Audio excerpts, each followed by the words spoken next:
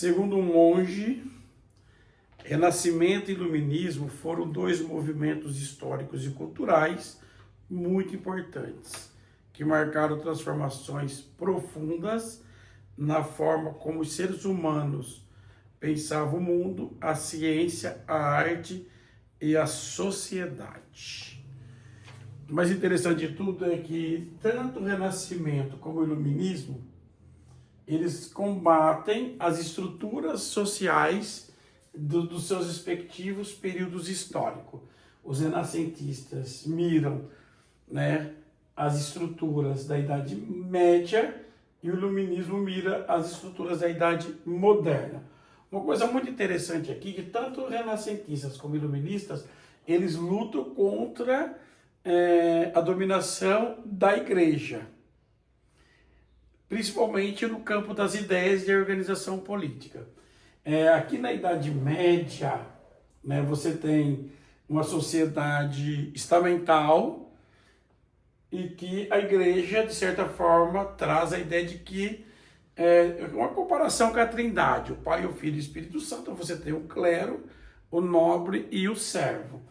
A Idade Moderna, ela é muito interessante porque você teve lá no final da Idade Média uma aliança entre o rei e a burguesia, porque você sabe que lá na Idade Média o território era fragmentado, ou seja, o poder político era fragmentado, e essa fragmentação dificultava o desenvolvimento econômico da burguesia. E o rei também tinha o interesse em dominar o território, que naquele momento era dominado por nobres de maneira local, dentro da ideia que nós chamamos de feudalismo, né? E muitas vezes nós chamamos esses territórios de forma errônea, de passagem, de feudos. Muitas vezes, tinha muitos feudos, mas tinha principados, tinham condados, né?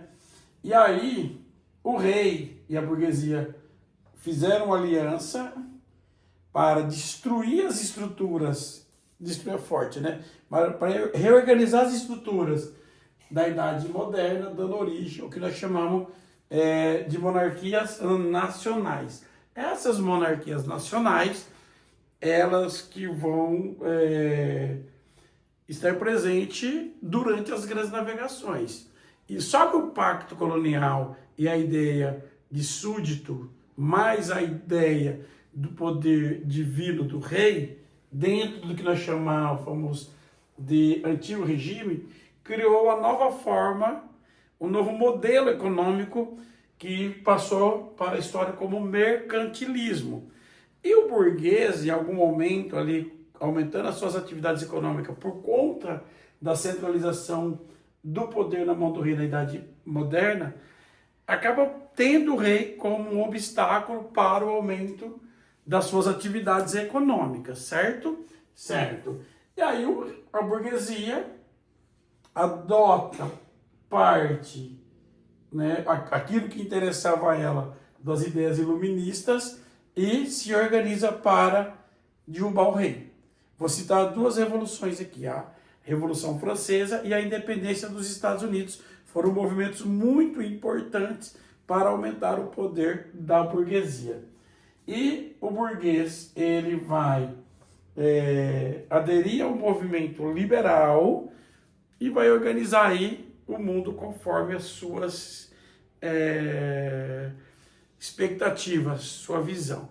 Muito interessante que a sociedade atual, ela é muito influenciada tanto pelos renascentistas como pelos iluministas, certo?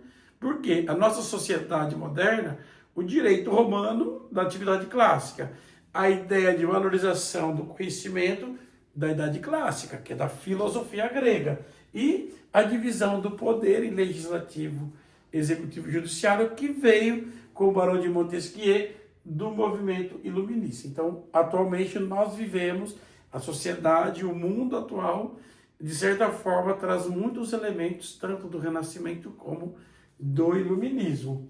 Isso é muito importante. E o mais importante de tudo, que o pano de fundo é a ideia de combater o domínio da igreja, principalmente no que nós chamamos de dominação política. Era igual? Eu acho que não. Não era igual. Presta atenção numa coisa. Os renascentistas questionavam, certo, o domínio da igreja sobre o saber, mas ainda respeitava a fé cristã. Os iluministas criticavam abertamente o poder da igreja e defendiam a razão e a liberdade religiosa. Uma ideia de laicidade, principalmente do Estado, certo?